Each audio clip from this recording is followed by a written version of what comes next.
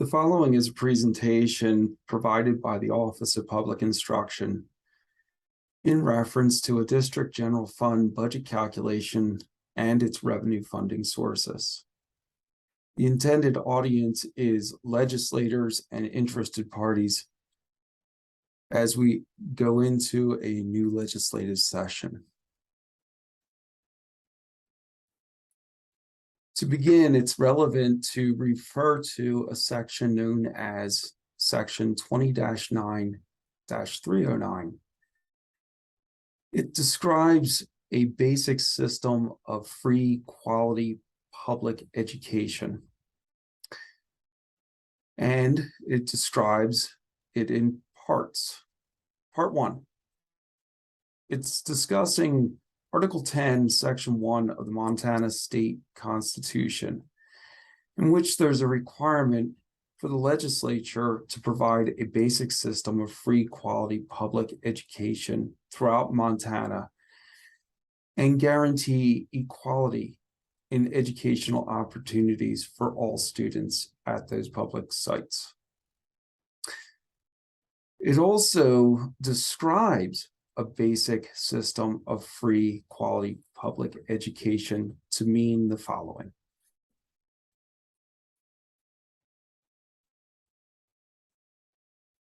The system needs to be an educational program that is specified in the accreditation standards, and it needs to define the minimum of those standards. It's also a program that provides for students with special needs that are described as students with disabilities, students who are at risk, students with limited English proficiency, and children who qualify for services under the Americans with Disabilities Act, and also gifted and talented children. The section further discusses a basic system of free, quality public education to include the development of curricula designed to integrate the unique cultural heritage of American Indians into its curricula. It also describes the need for qualified and effective teachers or administrators and qualified staff. It describes the need for facilities and the provision of distance learning technologies associated with meeting the accreditation standards, transportation for students, and a procedure to assess and track student achievement in the programs established. It also discusses the preservation of local control in these through a board of trustees. 20-9-309 helps to set the foundation for most of the rest of this conversation. So it's statutory through this section, but also through our Montana State Constitution. So as we go into this, recognize that it's our legislature that has developed the laws, that has developed the foundation for what is to be discussed next. As we go forward, I'd like to point out that school districts have a multitude of funds, and as described on the title page of this presentation, I want to focus in on a district's general fund. The general fund is used for the general operations of the school district.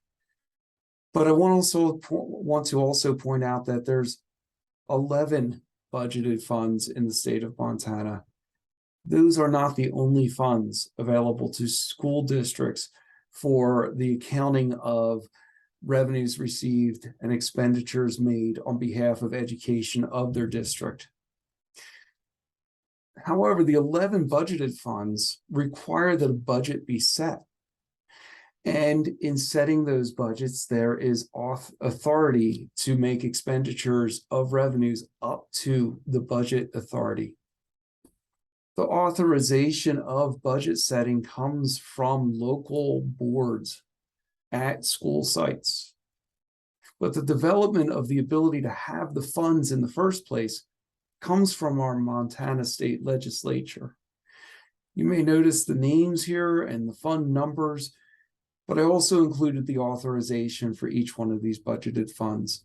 And you can see that most of these are in Title 20, which is the education area. Let's take a look at these 11 funds in slightly more detail.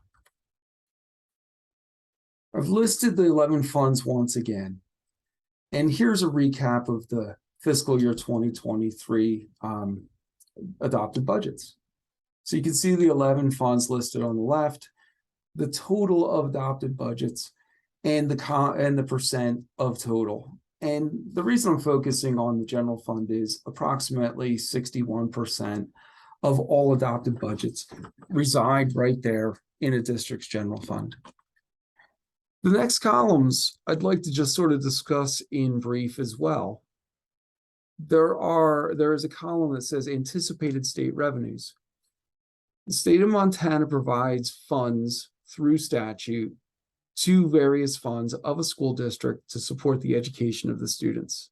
You may notice that we provide state funding to a district's general fund, a district's transportation fund, its retirement, technology, and a few others.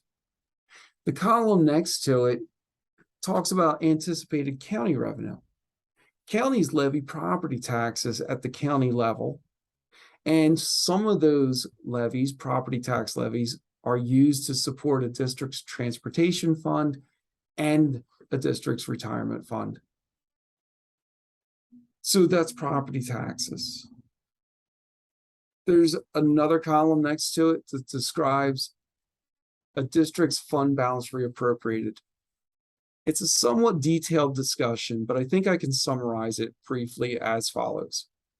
Imagine a district adopts a budget in a year, and it receives revenues to fund that budget, but it underspends. At the end of the fiscal year, there'll be leftover revenue. Those revenues then flow to the next fiscal year. And if they are unreserved, they actually are used to lower the property taxes of the ensuing year. So if the fund balance was garnered through over levying in the first year for some particular reason, and I don't want to get into it, as they go forward and they unreserved fund balance reappropriate them going into the ensuing year, they're lowering the property taxes for a burden that may have been miscalculated. I don't want to use that term, but that's the best thing I could come up with right now. The column next to it discusses anticipated non-levy revenues. A non-levy revenue is a revenue a district anticipates to receive through a means other than that of levy or state. These would include things like interest earnings, the oil and gas revenue receipts, coal revenues. Those are usually the largest three, but there are other non-levy revenues that are available for districts to anticipate to receive. If they anticipate that they will receive them, they will lower the property taxes, not the state funds. The next column talks about anticipated local property tax revenue. These are the property taxes that a district may assess to achieve the adopted budget needed to support the budget of a school district. And the final thing I want to point out on this chart is the column furthest to the right, where it shows voted and permissive levies. A V is for voted, a P is for permissive. You may notice that in these 11 budgeted funds, some funds have the availability of having a permissive levy, and others require a vote of their electorate. I want to make one distinction.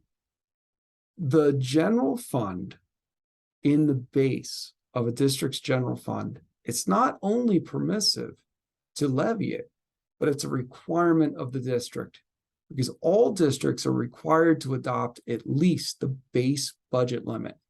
And to get there, there may be the requirement of levying property taxes, and therefore not only are they permissive, but they're required. Here's essentially the same chart, but in a pie chart display. Once again, I'm pointing out that the focus of this conversation is on a district's general fund, and it's mainly due to the idea that this makes up the bulk of expenditures or the budgetary need by a district, and it's for a district's general operations. You may notice the names of the other funds are for the transportation of students. Believe it or not, there's a few districts out there that don't require a transportation fund because their school is small enough and they don't need to have a transportation fund.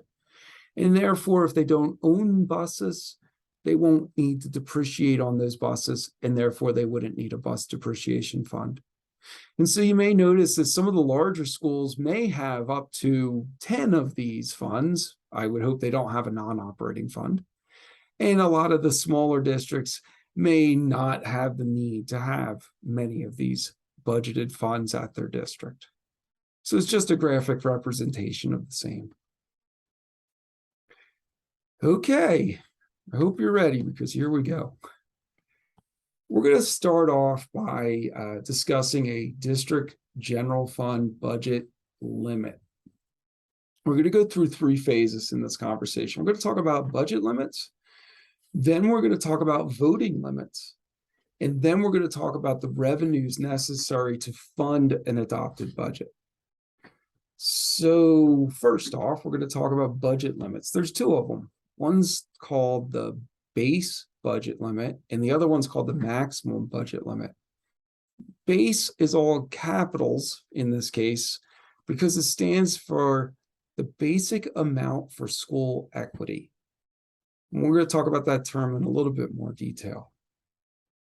Once again, notice we're talking about limits. It's a formula. We're not talking about the revenue in association with determining those limits. We're talking about the calculation. It's just a formula that determines the limits. And if you want to look into it further, visit a section of law called 20-9-306, which, strangely enough, its title is definitions. And so it's defining the base and maximum budget limits. Let's talk about a little history first about the base and the max budget limit. Back in a legislative session that occurred in 1993, going back over 30 years, there was a new funding formula put into place. And this system's been in place for, like I said, over 30 years. Now, in 1993, there was a premise about what they wanted it to be. Those underpinnings still exist today. And I realize that each legislative session, we've significantly changed or enhanced the formula to make it better. This is where it started. So there was a House Bill 663, and it got rid of old schedules that were used prior to 1993, and it created a brand new formula. And they based the formula on a regression in association with 1991 actual spending data. And they created a base or a minimum budget.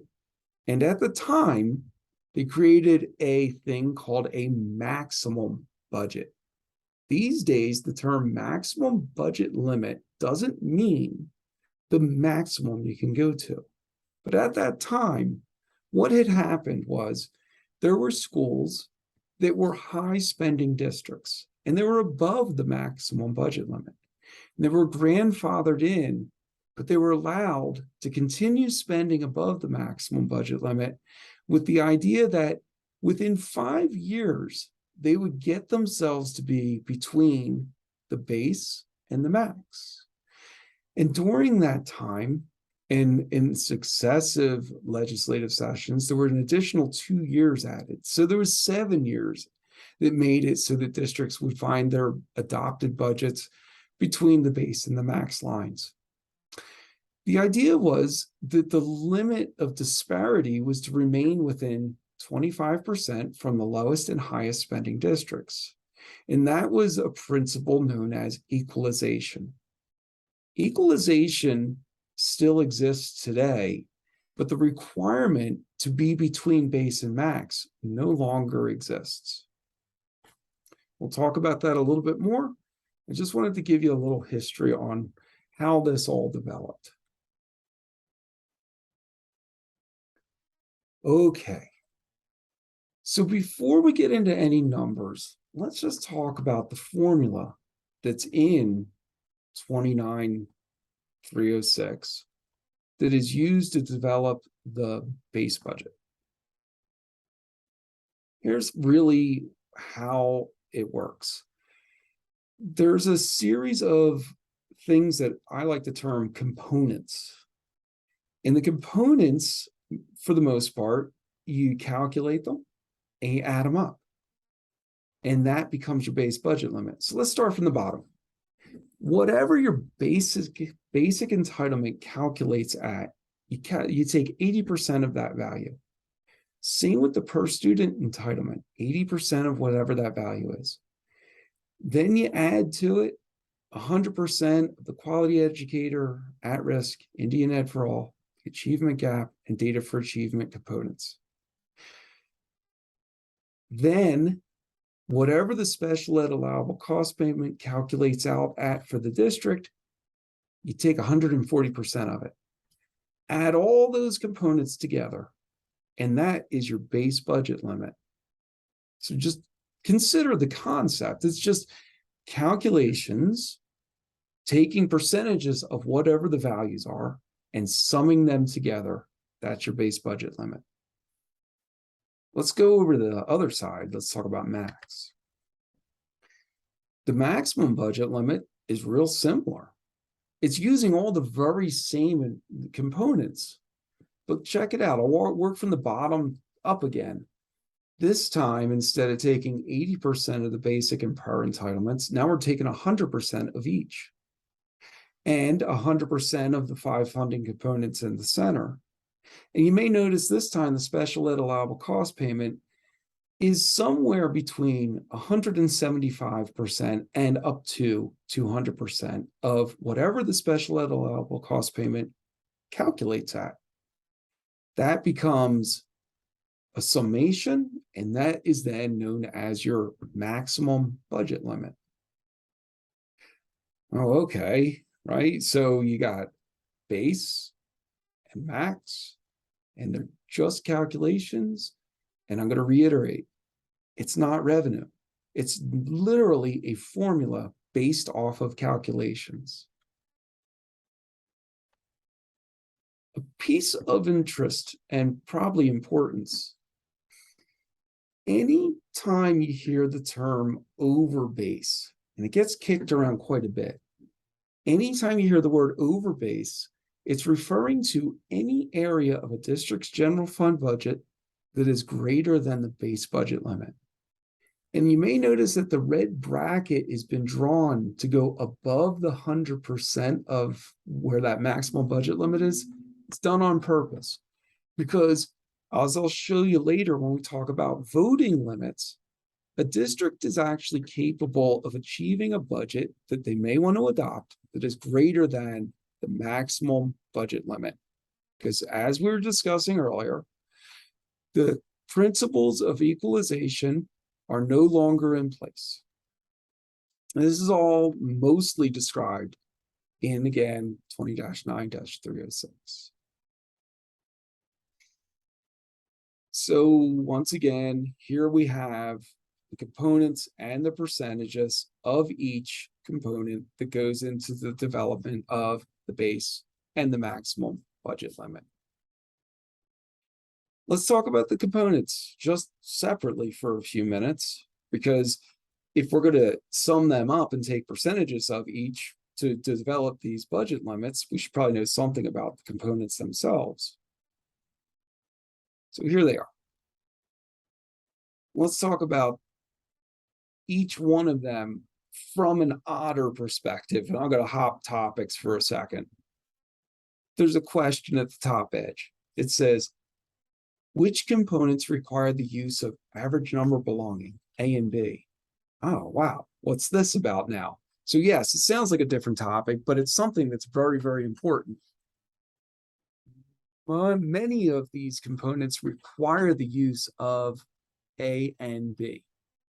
And it is a derivative of enrollment collections. So it says which ones? Well, here's the ones. I'll go from top down. Special ed allowable cost payment utilizes what is known as current year A and B. Data for achievement, Indian Ed for All, the per student entitlement, and yeah, even a portion of the basic entitlement all require the use of a thing known as budget limitation A and B. The A and B that is used to drive the budget is the A and B that helps to develop the calculation of the ones that I just mentioned. The ones that are in red are all helped, they're all calculated using average number belonging. So, okay, I'm going to again divert. Let's talk about average number belonging in somewhat more detail. Here's average number belonging. And you can see on the right-hand side, it's defined in a section of law called 20-9-311. There's some associated arms involved. Please feel free to go look those up and get into it more. For the most part, average number belonging is an adjustment to enrollment counts. We take an enrollment count on the first Monday of October. We take a second enrollment count on the first Monday of February. We take those raw enrollment counts and we adjust them. We adjust them for students who are older than what is prescribed as being permitted for average number belonging. We take students who are under the number of aggregate hours and we either remove them from the enrollment count or we put them in at the aggregate hours that they are receiving service, which means quarter, 1/2, 3/4, or full time. So if a student comes in for one class a day, one time a week, they probably don't count for the calculation of A and B. There are a few other modifiers that occurred last session. There's a provision for some students to count as a percentage that play sports at schools. There are some students that are older than our normal cutoff date that are receiving services through IEPs that are severe. So we modify the enrollment to adjust so that we can term it a thing we call student count for A and B. We take the student count for A and B in the fall and the spring and average it. We take the average and multiply it by 180 plus the number of pupil instructional related days. It's up to 7 and generally is 7. So I guess a simpler way of saying this is you take the average enrollment, multiply it by 187, and then divide it by 180. And that is our funding formula for that is our formula for calculating what is known as average number belonging. Of course, there's more to it. The average number belonging described here that is overgeneralized is known as current year A and B. There's also something known as 3-year average A and B. So current year A and B is an average of enrollment multiplied by 187 divided by 180.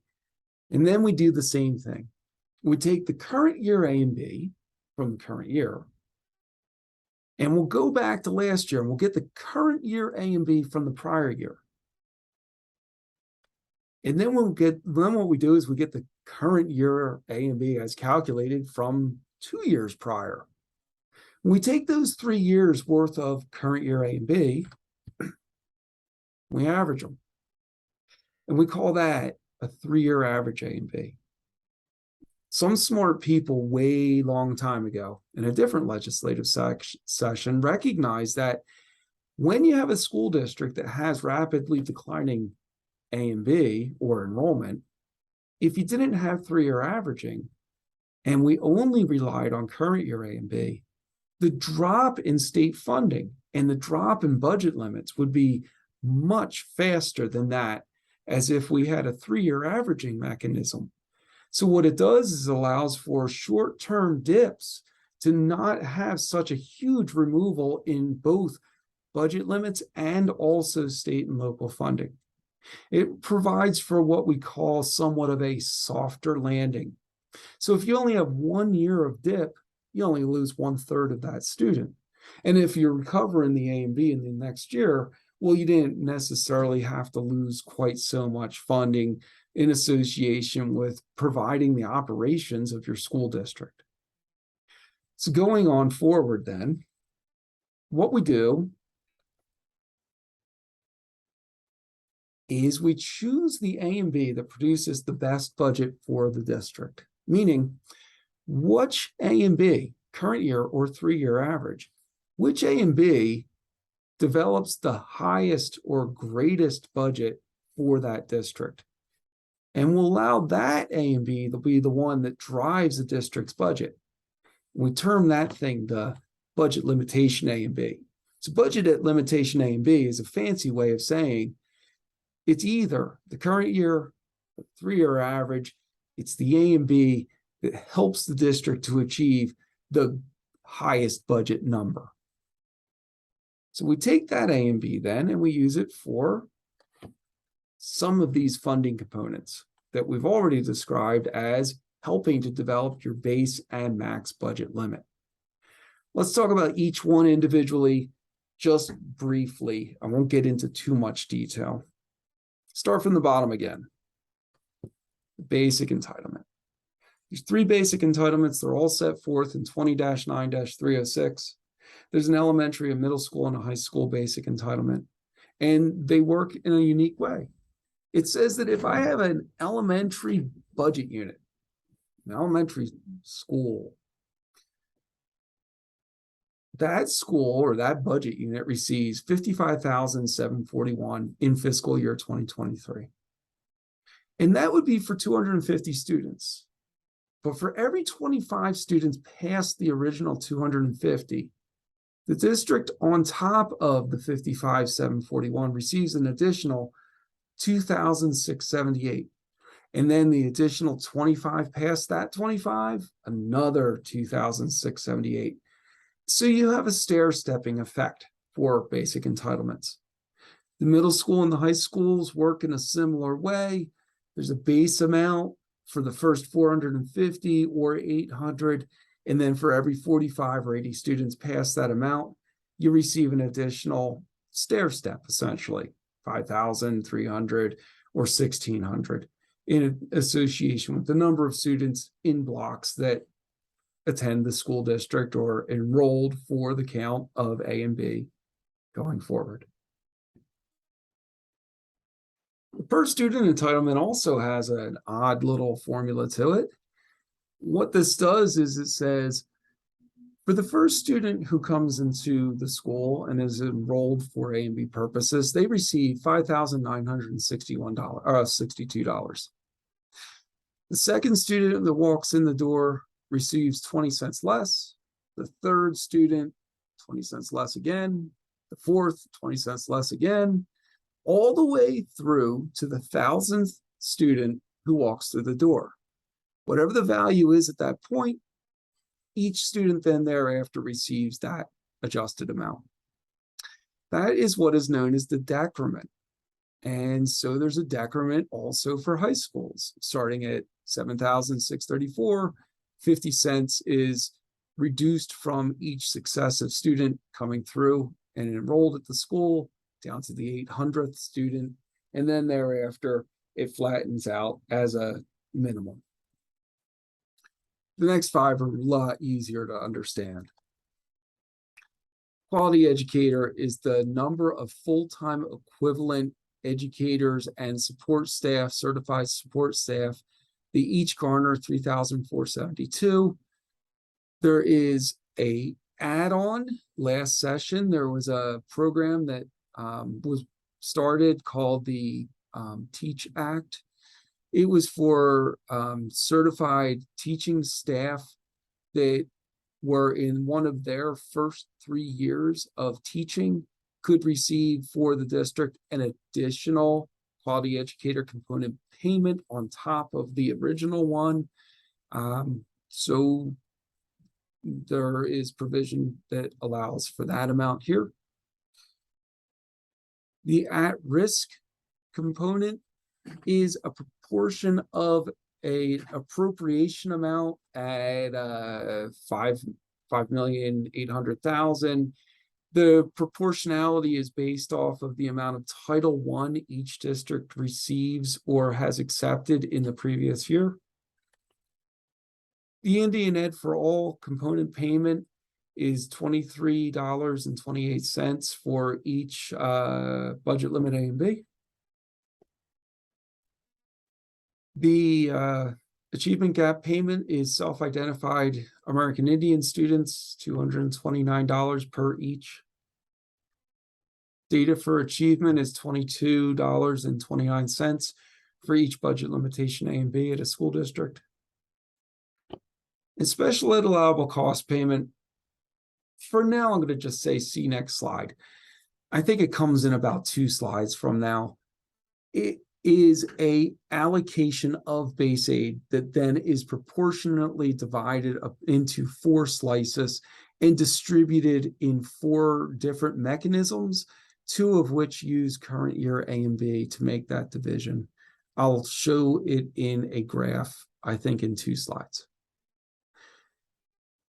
But let's pause from the component calculations for a second. Let's talk about the upcoming legislative session and things that have been getting done in preparation for that legislative session. All of these components are subject to what is written in a section of law called 20-9-326.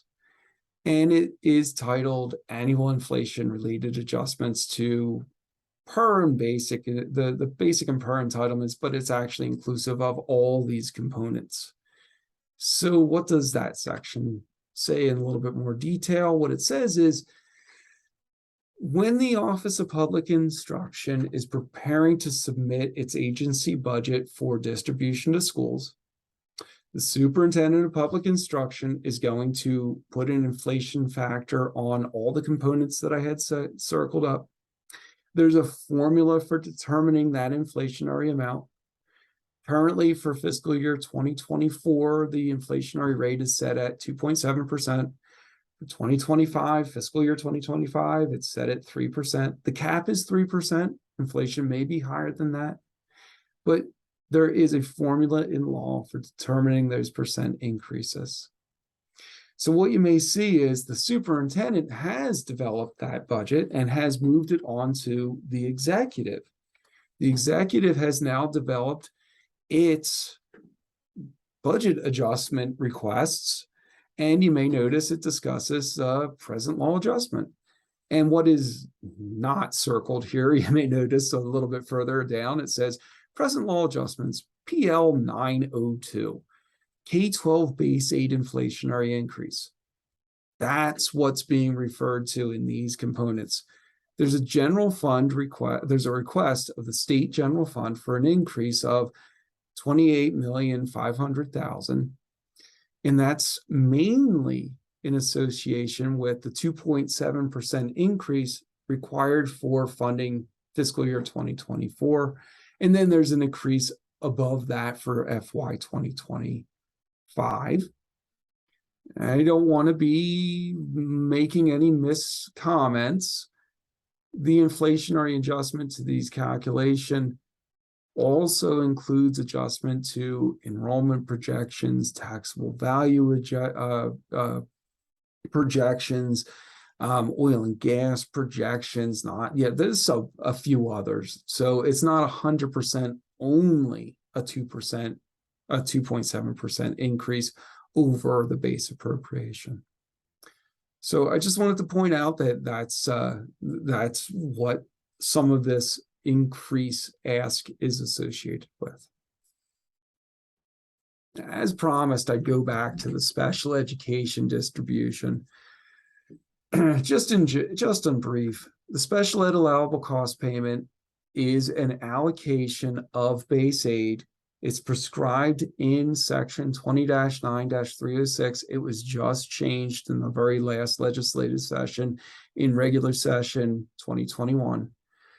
However, after the allocation is determined, you take that full amount, we divide it based on percentages.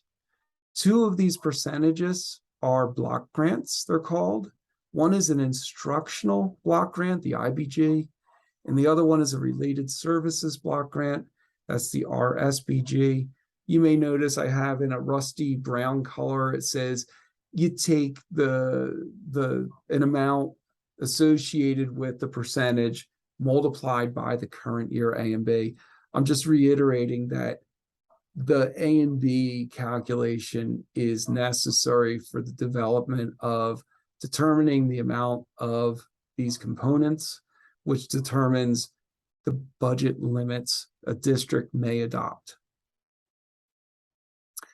Disproportionate cost reimbursement is associated with disproportionately high special ed expenditures from a district.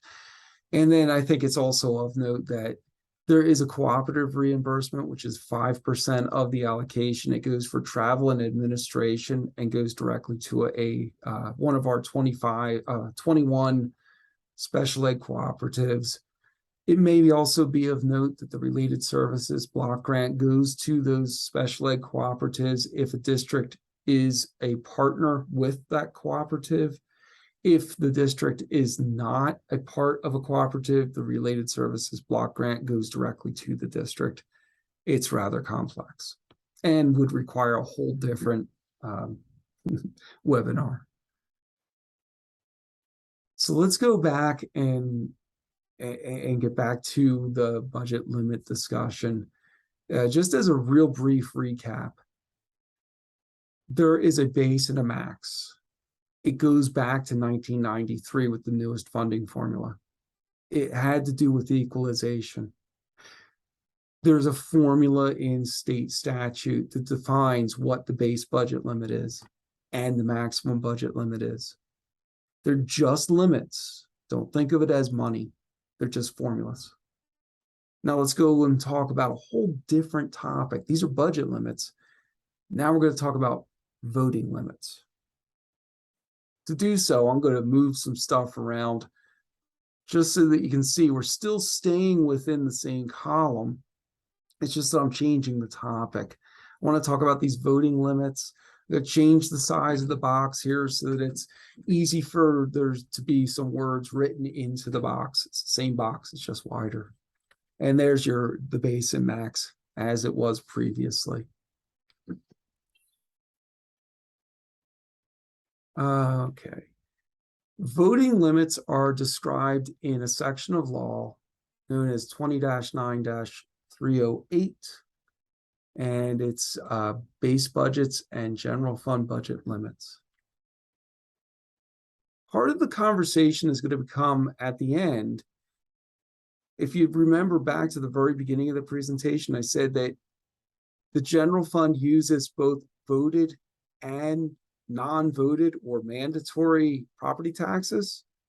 There's a discussion at the end here that I want to get to. It says, what needs to be voted and what is permissive or mandatory?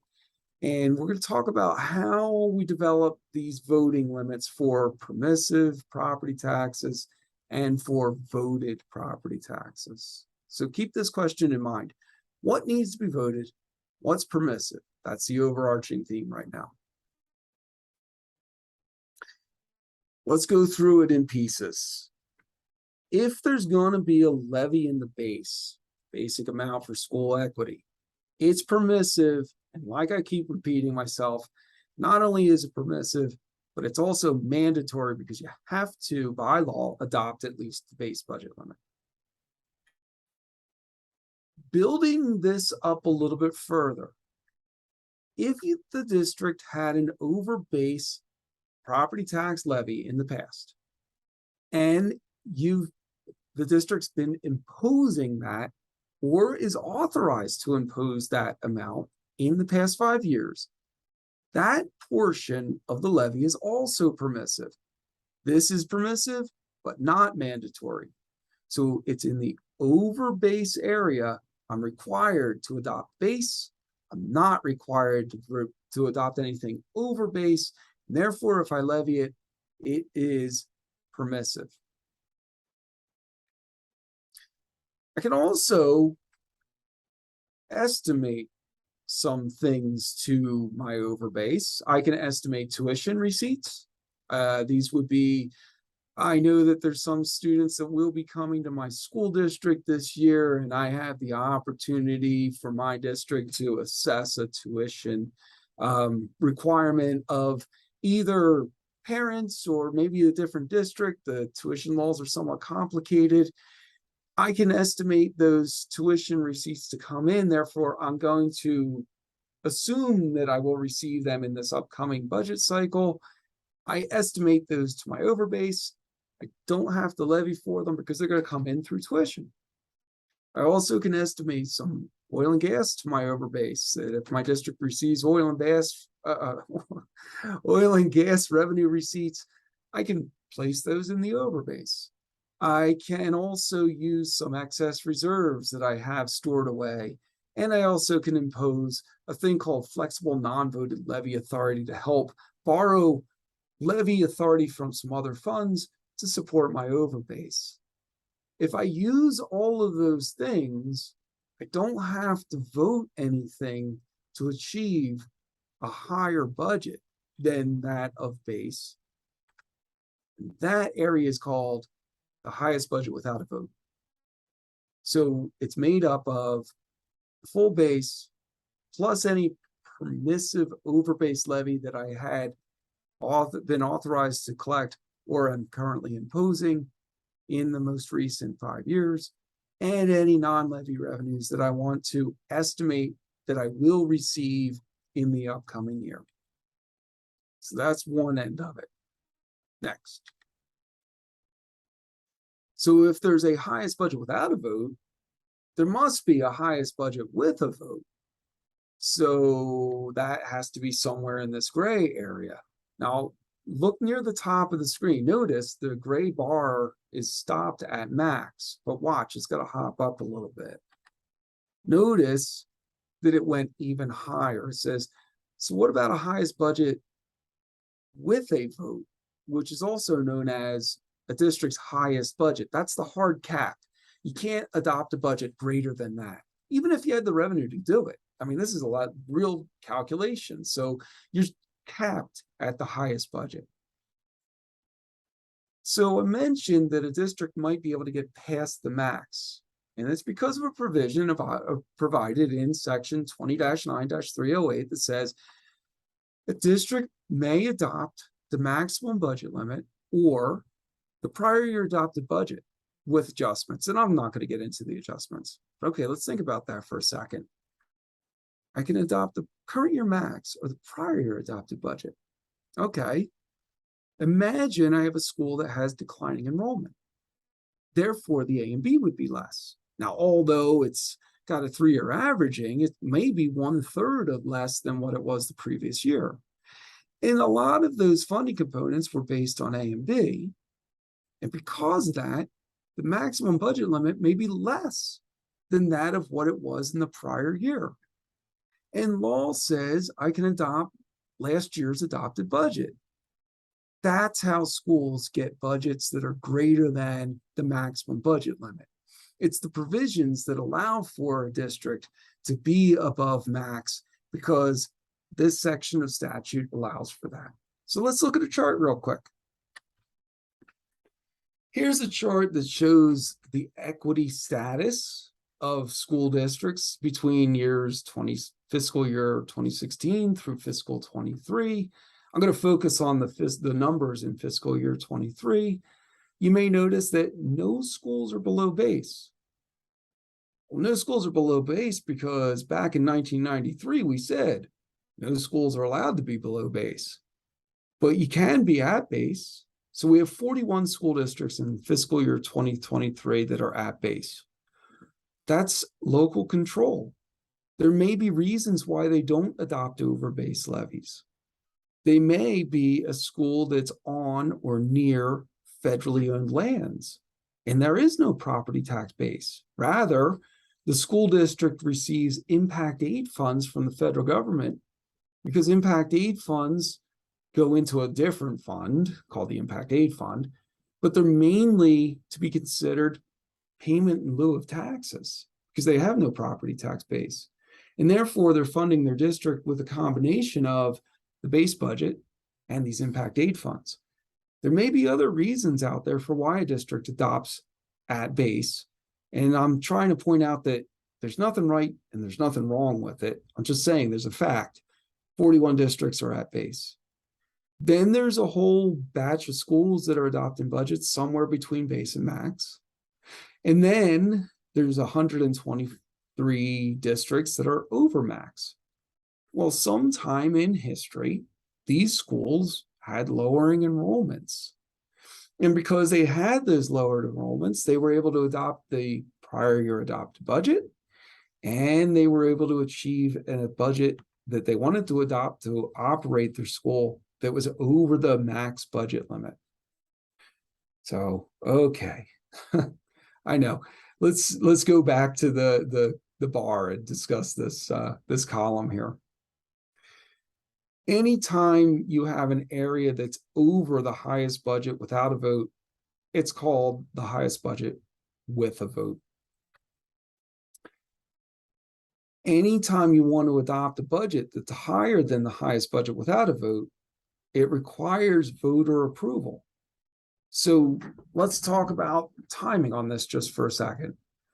You collect the enrollment the first Monday of October. You collect the enrollment the first Monday of February. We calculate A and B in February. There's a law that statutorily requires the Office of Public Instruction to release information on March 1 in association with the ensuing year's budget. We call it the preliminary budget data sheets. On that sheet are 4 numbers that are really of importance. The base budget limit calculation, remembering it uses all that A and B. The max budget calculation, again, A and B. The highest budget without a vote and the highest budget with a vote. And that way, a district after March 1 has the opportunity to determine what they want to do. If they go and talk to their board and say, well, we need this much money to operate our school in the next year, and they see that it is amount equal to or less than the amount of highest budget without a vote, they might not want to run it over base levy. But oh my goodness, let's say they get to do the same thing.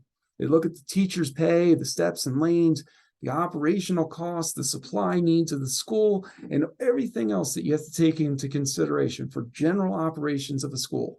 And they look at that total and they go, oh man, I need a budget that's got to be at least that highest budget with a vote. That's the point at which they go, let's have an overbase levy to achieve a budget that we want to adopt that supports the needs of our school district.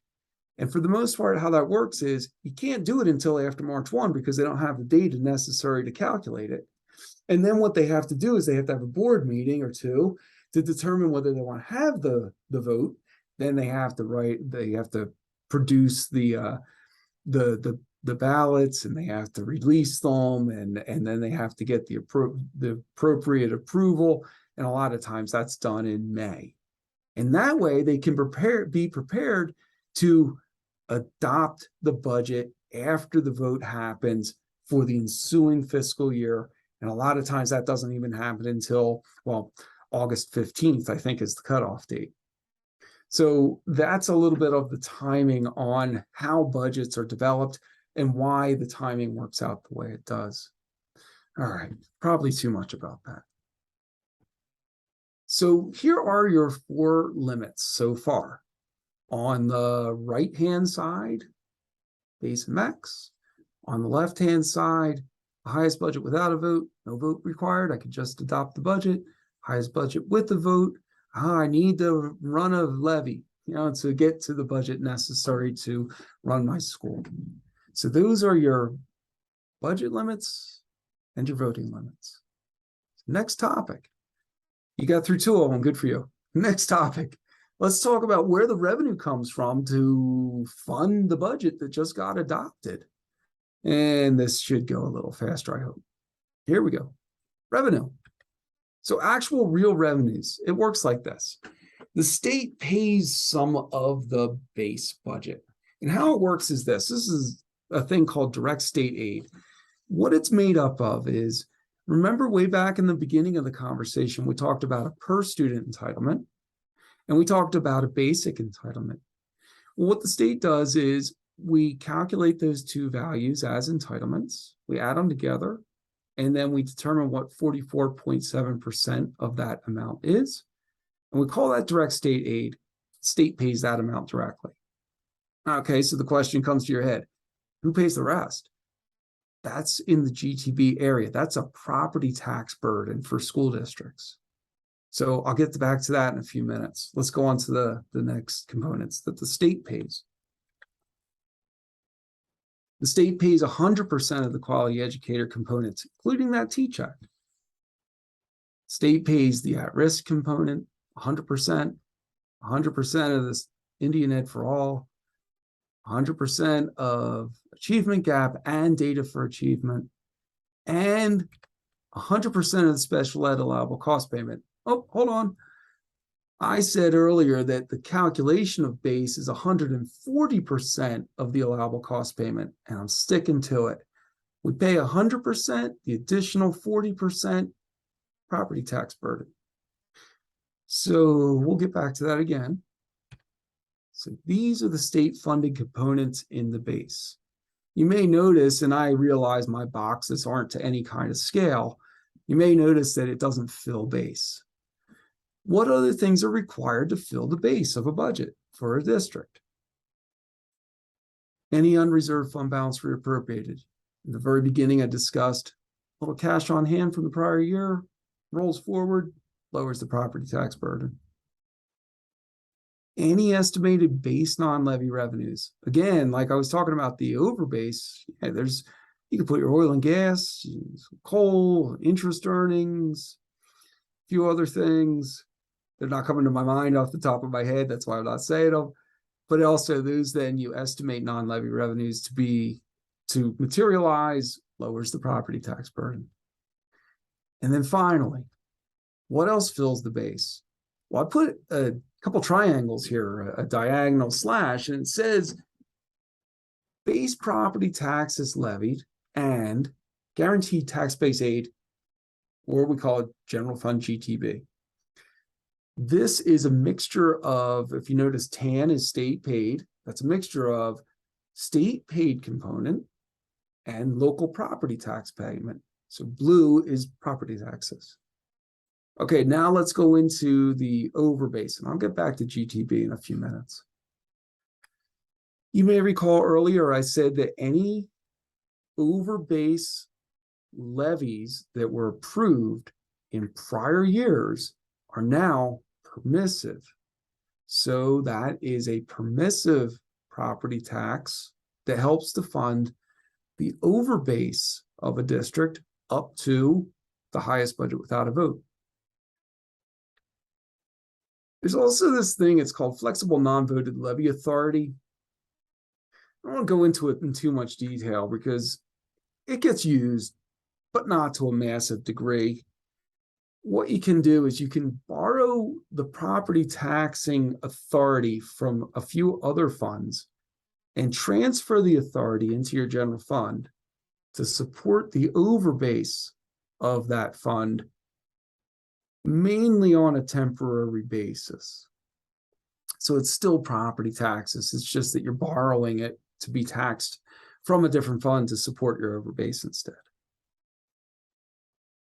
And then finally, some more to get you to the highest budget without a vote. Any of those estimated non-levy revenues that fund the overbase. I think I described those a little bit more detailed previously. Tuition, oil and gas, reserves, excess reserves only. Okay, and then let's say you needed, like I was saying earlier, let's say you needed a higher budget than this even. Well, you can go out to your electorate, you can have a ballot election to ask for a property tax increase, and this would be a voted overbase levy. And that is what you can use for the revenues to get to the budget necessary for your district. So each district's going to be different. They're all going to fall somewhere between base, mainly highest budget without a vote, and then for some districts, that highest budget with a vote, depending on their situation, growing or decreasing enrollments and a whole lot of other stuff. So I promised I would talk about GTB a little bit more because it has been a discussion of topic recently. GTB stands for Guaranteed Tax-Based Aid. I think of it as property tax relief for areas of the state that have lower taxable wealth than that of a modified statewide average. My way of thinking about it may be a little bit different from others. This is another way of describing it. You may read this with me. It says GTB is a property tax supplement to a district's general fund to lower A and B and taxable wealth districts by equalizing the number of mills necessary to fund the base budget. It does lower the number of base mills. It lowers the number of base mills necessary to fund a district's base budget because it's a state supplement to do that in its principal form. It says that this subsidy is determined by measuring each district against a statewide ratio. Let's talk about it. It comes in two phases. First, and this is a really simplified version. The first calculation we do is we determine a statewide ratio. Yeah, I know. Oh, goodness. It's not too hard. We calculate the statewide ratio by looking at the full valuation, the full taxable valuation of the state at the elementary level and at the high school level. If you're a K-12, don't worry. We split the K-12s up into their elementary components and their high school components. So looking at the taxable wealth, the entire state. You take that and divide it by the GTB area, and then you multiply that value up by 254%, and that becomes the statewide ratio. All right, let's break it down just for a second. Taxable valuation of the entire state that's not too hard to visualize. Imagine the state, and then imagine the property value and the valuation of property and properties over the entire state, and then layer another one on there for the high schools because it's the same land mass, and divide that by the GTB area. Okay, well, the GTB area is 35.3% of the basic and per entitlements. And it's also added to 40% of the special ed allowable cost payment. Where'd these come from? Well, think about it, though, for a second. Remember, we took 80% of the basic and per and 140% of the special ed. And then we said 80% is the amount of basic and per in the base. And the state's paying 44.7 of it. So the remainder to get up to that 80% is 35.3. And so that would be the property taxpayer's burden of the basic and per in that 80% base. And then remember, the formula also said 140% of the special ed. Well, the state's paying 100%. So the remaining 40% is the property tax burden. So we call this thing GTB area. So it's just a ratio of taxable value in compared to this area. And then whatever that result is, that product, we're inflating it by this thing we're calling a multiplier. You're taking 254% of whatever that value is. So it's intentionally increased, and it's intentionally increased with the idea that, well, if I have an inflated statewide average, more districts might qualify to receive GTB, and the just districts that do receive GTB will qualify to receive more funds, thereby lowering the number of base mills the district has to levy to its property taxpayers.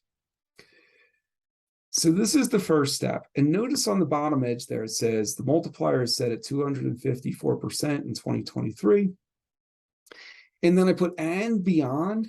Well, it's not 254 and beyond. I want to go back to that in a couple more slides. We're going to go into the second phase of the calculation. Then we're going to talk about the and beyond part here.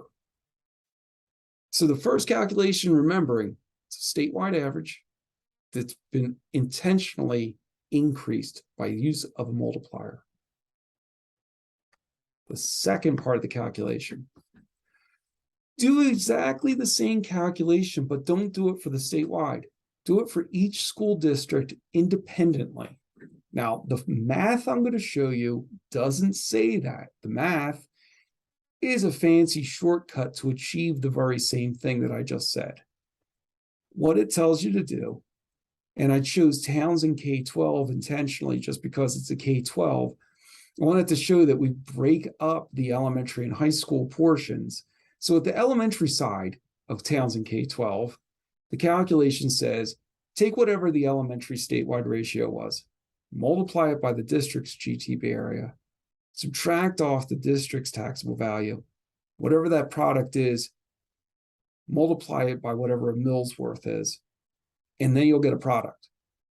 So it is the same calculation. You're really taking its own ratio, but this time you're not multiplying it up. What you're doing is you're saying, is this school over or under the statewide average multiplied up? And it turns out that this school is under the statewide inflated average. And the product that it creates says that this school is to receive $20,630. So what's that mean? Well, that means in fiscal year 2023, we would have looked at the full GTB area for the district. And we would have said, okay, if we need 1 mill to fill this area, the district will receive from the state in support $20,630. And if you had 2 mills, it would be 41,000, whatever it is.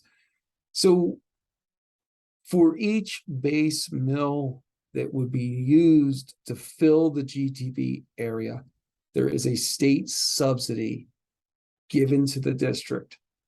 And then what happens is, however many mills it would take to fill that full area, you determine how much state GTB the district should receive. And then you determine how many more mills that, so we're going to fill a portion of the area with the subsidy amount from the state. And then the remaining portion will actually be property taxes to the base. So we reduce the number of mills. And that's how GTB effectually works. So what happens if I do this calculation, I get a negative value?